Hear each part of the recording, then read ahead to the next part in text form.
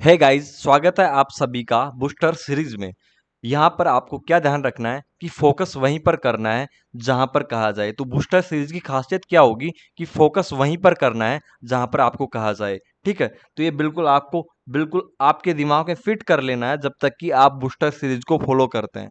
आज का हमारा टॉपिक रहेगा हिंदी की उत्पत्ति व सामान्य परिचय। उसमें फोकस किस पे करना है? केवल उत्पत्ति पे, क्योंकि यहाँ से क्वेश्चन बनने की संभावना रहती है। ये चीजें नॉर्मल है। सिंधु से हिंदू आया, हिंदू से फिर बड़ा वाला हिंदू आया, उसके बाद हिंदी आई। ठीक है, सिंधु प्लस स्थान मिलके हिंदुस्तान हो गया। ये चीजें आपको फोकस नहीं करनी है। ठीक है, फोकस क्या करना है? जो हिंदी शब्द है वो किस भाषा का शब्द है? अगर ऑप्शन में दे दिया जाए फारसी, पारसी व ईरानी और उपरोक्त शब्दी, तो आपको उपरोक्त सभी करना है, क्योंकि वह इन भाषाओं का शब्द है। किसका? फारसी, पारसी व ईरानी भाषा का शब्द है हिंदी शब्द। आगे बढ़ते हैं हिंदी की उत्पत्ति की तरफ। ठीक है, हिंदी की उत्पत्ति किससे हुई? उसका अतीत जानते हैं हिंदी की उत्पत्ति का। तो पहले आई संस्कृत, उसके बाद आई, उससे संस्कृत से उत्पत्ति हुई वैदिक संस्कृत की, वैदिक संस्कृत से फिर लौकिक संस्कृत की, वैदिक संस्कृति, इससे आप वैदिक मतलब वेद, वेद और उपनिषद लिखे गए इसमें। ठीक है, वैदिक संस्कृत भाषा में। और लौकिक संस्कृत में रामायण और महाभारत लिखे गए। ठीक है, उसके बाद लौकिक संस्कृत से पाली आई, पाली में बौद्ध ग्रंथ लिखे गए। ठीक है, पाली और प्राकृत दो ही भाषाओं में ग्रंथ लिखे जाते हैं और उनमें कंफ्यूजन रहता है। कभी कभी हम कह देते हैं पाली में जैन ग्रंथ लिखे गए। तो इसको कैसे याद करना है? पालती बना के कौन बैठते थे? महात्मा बुद्ध। और महात्मा बुद्ध का मतलब बौद्ध बौद्ध धर्म। ठीक है, और बौद्ध धर्म का मतलब बौद्ध ग्रंथ।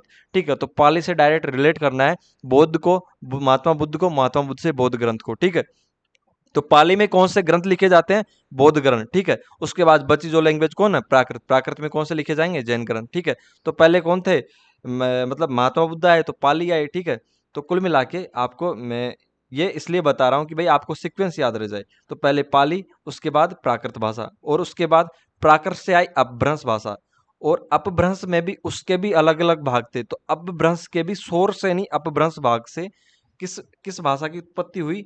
हिंदी भाषा की उत्पत्ति हुई। ठीक है, तो अपभ्रंश के किस भाग से हिंदी भाषा की उत्पत्ति हुई? सौर सेनी अपभ्रंश से। अगर ऑप्शन में दे दिया जाए कि हिंदी भाषा की उत्पत्ति किस भाषा से हुई है? ठीक है, पहला ऑप्शन हो अपभ्रंश, दूसरा हो सौर सेनी और तीसरा हो प्राकृत, तो आपको सौर सेनी अपभ्रंश ही करना है। अगर आपने अपभ्रंश कर दिया तो वो गलत हो जाएगा, क्योंकि वहां पे जो ऑप्शन है स्पेशलाइज्ड हो गया है सौर सेनी अपभ्रंश के लिए। ठीक है, क्योंकि वो हिंदी भाषा की उत्पत्ति अपभ्रंश में भी सौर सेनी अपभ्रंश से हुई है। अब हिंदी भाषा का वर्तमान समय, मानक समय दोनों अलग-अलग है, क्योंकि वर्तमान समय जब होता है जब जैसे कि हिंदी की शुरुआत हो गई थी उस समय, उसको कौन-सा समय कहा गया? वर्तमान समय, वो था 1000 ईस्वी। लेकिन जब हिंदी का यूज़ या हिंदी का उपयोग अपने चरम पर आ गया, मतलब एक विशेष वास्तव में सभी की नज़रों में हिंदी भाषा आ गई, मतलब बहुमत के द्वारा स्वीकार की गई, तो उसे कहते हैं मानक समय, वो है 1100 ईस्वी। ये आपको ध्यान रखना है, वर्तमान समय और मानक समय अलग-अलग है। ठीक है, फोकस यहीं पे करना है। अब भाषा के बारे में बात कर लेते हैं। ठीक है, भाषा के बारे में बात करते हैं। भाषा, जो भाषा है वो उस किससे बनी है? संस्कृत की भाष धातु से बनी है। ठीक है, उसका अर्थ होता है प्रकट करना। तो भाषा शब्द की उत्पत्ति संस्कृत की भाष धातु से हुई है। ठीक है, जिसका अर्थ होता है प्रकट करना। प्रकट करना कैसे? जैसे कि अर्थात मनुष्य एक सामाजिक प्राणी है, वह अपने मन के भाव और विचारों को प्रकट करने के लिए जिस माध्यम का प्रयोग करता है उसे भाषा कहते हैं। मतलब जो मनुष्य है वो सामाजिक प्राणी है, उसके मन के अंदर जो भी भाव आते हैं, विचार आते हैं, उसको किसी न किसी रूप में वह प्रकट करना चाहेगा। ठीक है, और जिस माध्यम के द्वारा वह करता है उसको प्रकट, वो भाषा होती है। तो क्लियर हो गया होगा भाषा क्या होती है और भाषा की उत्पत्ति कहाँ से हुई? संस्कृत की भाष धातु से हुई। ठीक है, जिसका अर्थ होता है प्रकट करना। अब चलते हैं भाषा के माध्यम और भाषा के कौशल। यहाँ पे हमेशा कन्फ्यूजन बना रहता है। माध्यम आते हैं, भाषा के माध्यम आते हैं और उसके बाद ऑप्शन दिए जाते हैं भाषा का माध्यम कितने होते हैं। ऑप्शन दे दिया जाता है 2, 3, 4। ठीक है, और इनमें से कोई नहीं, कोई नहीं। ठीक है, नन। तो सीधा हमारा टिक किस पे जाता है? 4 पे, क्योंकि हम मैक्सिमम जो चीजें पढ़ते हैं भाषा के बारे में वो 4 4 4 पढ़ते हैं। भाषा के कौशल 4 होते हैं, माध्यम 3 ही होते हैं। ये आपको ध्यान रखना है, क्योंकि यहाँ पे कंफ्यूजन बना रहेगा। फोकस करने की जगह आ गई, मैंने कह दिया फोकस करने की जगह आ गई। भाषा के माध्यम कितने होंगे? सिर्फ और सिर्फ 3 होंगे, जिनमें होगा बोलना, लिखना और संकेत माध्यम। 3 ही होंगे भाषा के माध्यम। ठीक है, और भाषा के कौशल, कौशल 4 होते हैं। वो होते हैं सुनना, बोलना, पढ़ना और लिखना। तो इस जगह फोकस करना है कि कौशल तो 4 होते हैं, माध्यम 3 होते हैं। ठीक है, माध्यम कैसे होते हैं? माध्यम का मतलब जिसके माध्यम से भाषा को व्यक्त किया जाता है। ठीक है, वो माध्यम होते हैं। कौशल क्या होते हैं?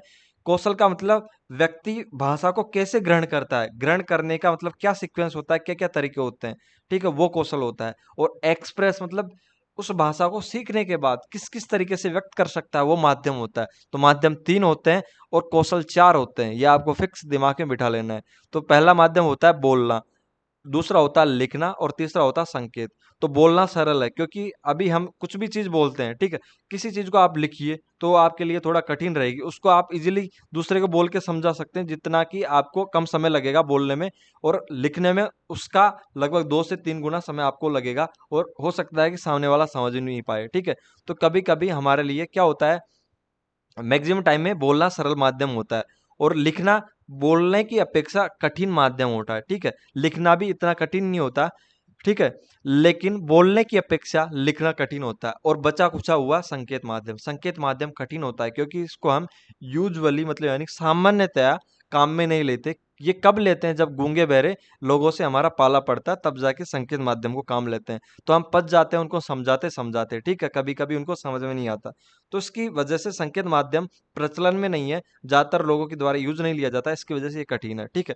तो क्या ध्यान रखना है, अगर बोलना आ जाए तो बोलना में लिख दिया जाए कि कभी-कभी यहाँ से भी क्वेश्चन बन जाता है कि सरल कठिन है, इनमें से कोई नहीं। तो बोलना सरल है, लिखना सरल और कठिन दोनों में आएगा, और संकेत माध्यम है वो कठिन में आएगा। लिखना सरल और कठिन दोनों में आता है। वो कैसे आता है, जैसे कि लिखना बोलने से सामान्यतः तो कठिन होता है, लेकिन कभी-कभी क्या होता है, सामने वाला व्यक्ति अगर बहरा है और उसको हमको कोई भी चीज़ समझानी होती है, तो उस जगह सरल हो जाता है लिखना माध्यम, ठीक है?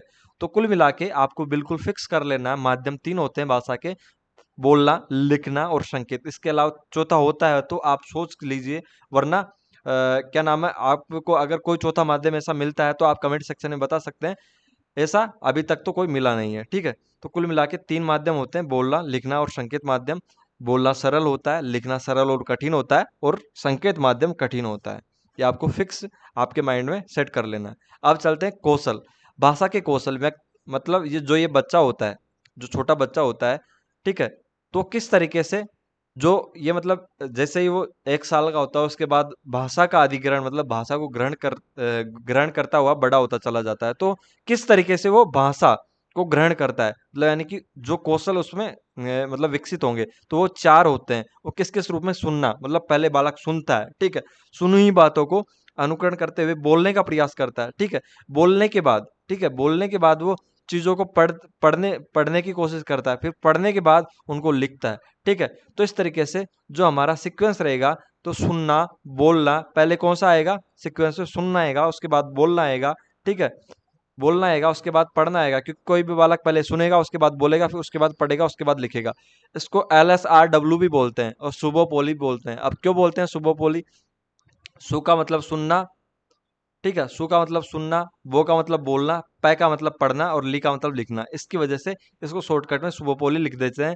और एलएसआरडब्ल्यू इंग्लिश में मतलब इसका शॉर्टकट टर्म हो जाता है, जैसे कि श्रवण और श्रवण पल्ले संस्कृत में इसका शॉर्टकट टर्म हो जाता है। कैसे होता है? एल का मतलब लिसनिंग, लिसनिंग का मतलब सुनना, एस का मतलब स्पीकिंग, स्पीकिंग का मतलब बोलना, आर का मतलब रीडिंग, रीडिंग का मतलब पढ़ना, डब्ल्यू का मतलब राइटिंग, राइटिंग का मतलब लिखना, ठीक है?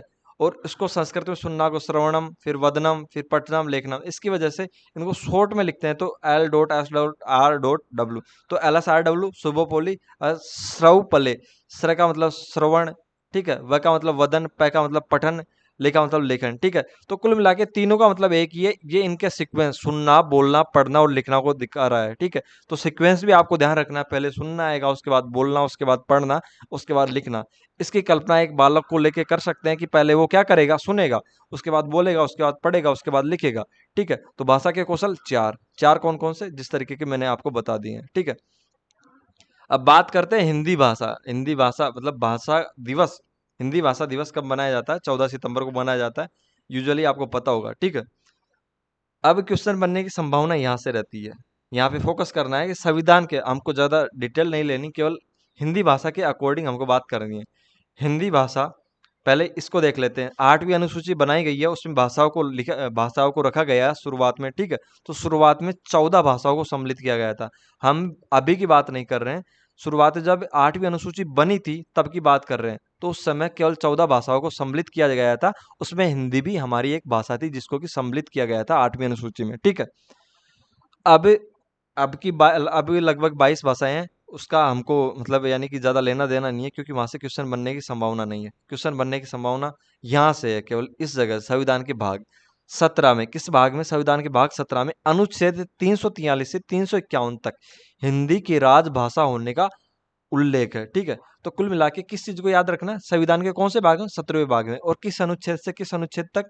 343 से 351 तक, ठीक है। किसका? हिंदी भाषा के राजभाषा होने का उल्लेख है। अब राजभाषा क्या होती है वो सब हम नेक्स्ट वीडियो में पढ़ेंगे। तो आज के लिए लगभग इतना ही था। आशा है कि आपको वीडियो पसंद आया होगा। अगर कुछ भी अच्छा लगा है तो कमेंट सेक्शन में बताइए, अन्यथा जो भी डाउट है उसको आप कमेंट सेक्शन में लिख सकते हैं।